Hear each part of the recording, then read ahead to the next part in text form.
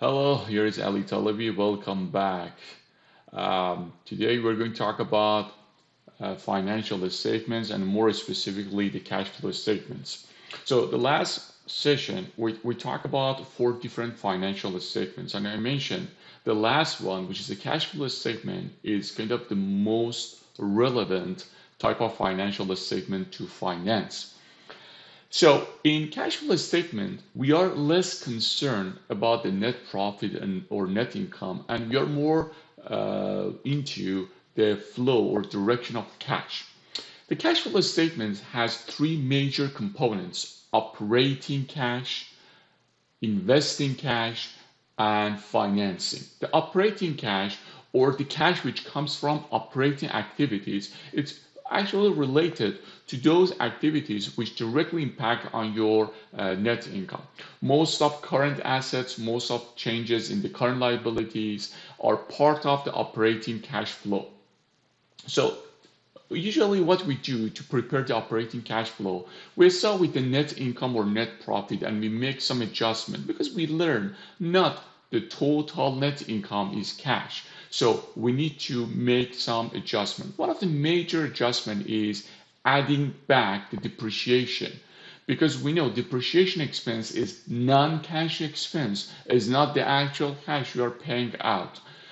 So you include that in your financial statement, you include that in your income statement more specifically. However, it's not actual cash outflow. So you need to add back depreciation.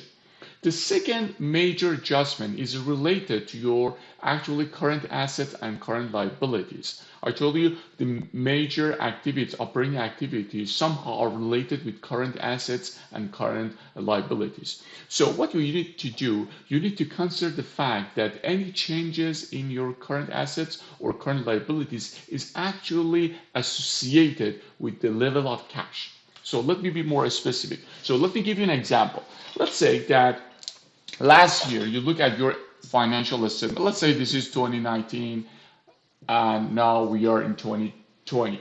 So you look at your financial statement and you look at your balance sheet and you notice that last year in terms of inventory, so this is your inventory, you have $100. Just make it simple. You had $100 in your inventory. Now this year you have $200 in your inventory. So what's happening here? You notice that actually you have $100 more in your inventory. So your inventory is going up. So let me show you the change. I'm using delta, which is showing the changes. So this is your changes in inventory. So what's happening? It's going up by $100.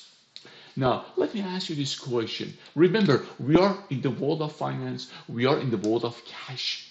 I don't care about accounting anymore. I'm just talking about finance, I'm talking about the cash. When your inventory is going up by $100, what does it mean from the cash perspective? You're right. It means you invested $100 more on inventory, which means in terms of the changes in cash, actually your cash is going down by $100. So it's going down. Why? Because you invested, you spent $100 on inventory. So it's going up by the inventory is going up by $100, but your cash is going down by $100. Can you see the logic here? So the idea here is any changes in your current assets will impact on your cash level. Same argument for the current liabilities. So what we learn here, generally speaking, if your current asset is going up by any number, it means your cash will go down by the same amount. Interesting. What about the current liabilities? Let me give you an example for the current liabilities.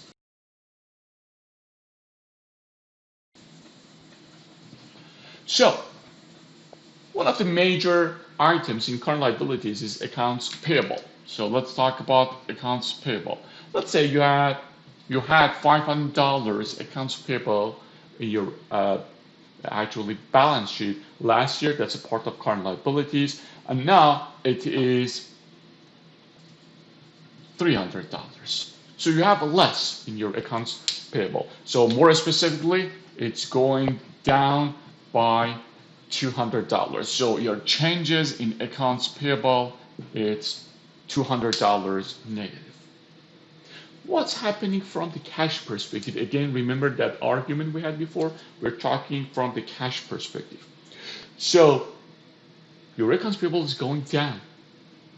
Yes, you're right. It means that you paid off your liabilities, which means the cash level or the changes in your cash should also be negative $200.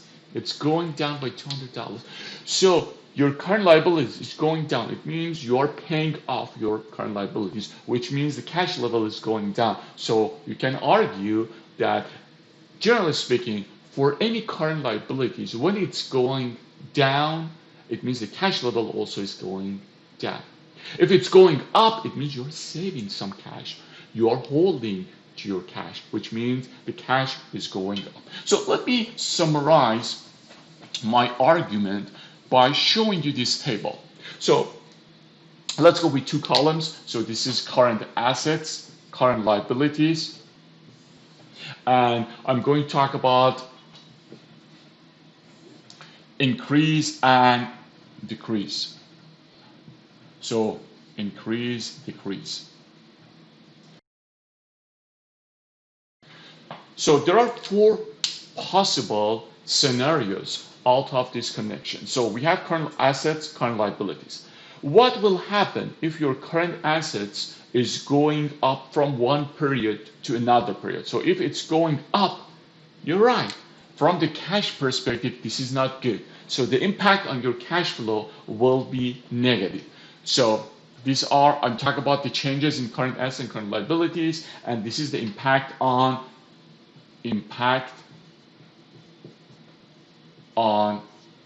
cash flow. So we want to see the impact is positive or negative. So when the current asset is going up, it means actually you're buying more current assets, you're investing more on current assets, like the inventory example we had, which is cash outflow. What about the decrease? If your current assets, and for sure I'm talking about non-cash items such as inventory, such as prepaid expenses, such as accounts receivable. When your current asset is actually going down, that's a good sign for the cash. It means you free up some cash here, so your cash level is going up. For example, if your inventory is going down, it means you have more cash. What about the current liabilities? That is exactly the opposite. For the current liabilities, if your current liability is going up, that's a good sign for the cash. Actually, you are holding onto the cash. However, if the current liability is going down, it means you're paying off, which is not a good sign for the cash. So your cash flow is going down. So if you remember this for your current assets and current liabilities, most of the time it's very helpful. It helps you to understand the major part of the operating cash flow. So operating cash flow, one major item here is the depreciation. So you have to add back. The other item, as I mentioned, is related to current assets and current liabilities. In some sources, in some textbooks, in some arguments, maybe you're about the working capital or net working capital, more or less that's the same argument. Why? Because actually net working capital is current assets minus current liabilities. So if you know what's happening to your current assets, if you know what's happening to your current liabilities, you can have the same argument. Generally speaking, you can say if the changes in net working capital is positive, is greater than zero, that's your cash flow is negative. So it's cash actually outflow. And you can say if the changes, so let me choose another color here. So if your net working capital is negative, it means you're investing less on your working capital. So that's a good sign for the cash flow. So you can say your cash flow is positive. You can break down this argument to the current asset, current liabilities, but the conclusion will be same. So you can either go with the net working capital or you can use the current asset, current liabilities argument. The second portion of the cash flow statement is investing activities. So, for example, when you are buying a new equipment or you're buying a new land. This is type of investing activities. You have to be careful with the direction of the cash flow. If you're acquiring, if you're buying equipment, don't get fooled with the direction of the purchase. Yes, you're buying, but actually you're paying for it. That's a cash outflow. So just be careful with that. When you're selling equipment, when you're selling property, that's a cash inflow. You're selling that in exchange, you are getting cash back. So these are examples for investing activities. So whatever is related to the short-term investment, property, plant, equipment, intangible asset, either buying or selling, it goes to the investing activities. And finally, the third part of the cash flow statement is financing. So whenever you're raising funds, you are borrowing from the bank, you are selling or issuing additional shares. These are associated with financing activities. So short-term debt, long-term debt, shares, contributed capital. We talked about the contributed capital before, the return earnings. These are part of financing activities. Again, be careful with the direction. As long as you get money, that's a cash inflow. As long as you lose money or you're actually paying out some money, that's a part of cash outflow. For example, if you're buying back your own shares, repurchase, a stock repurchase, you're buying back your own shares, what's happening here? Is it cash inflow or cash outflow?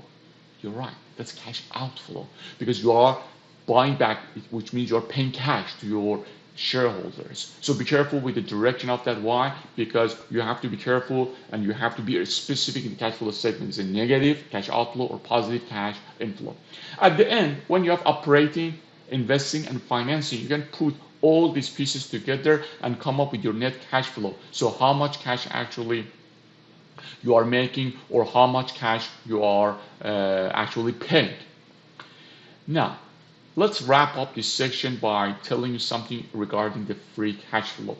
You might heard about that. This is important. Later we'll come back to the free cash flow. But for now, remember the free cash flow, that's the cash flow which is left for the company after paying out all the expenses.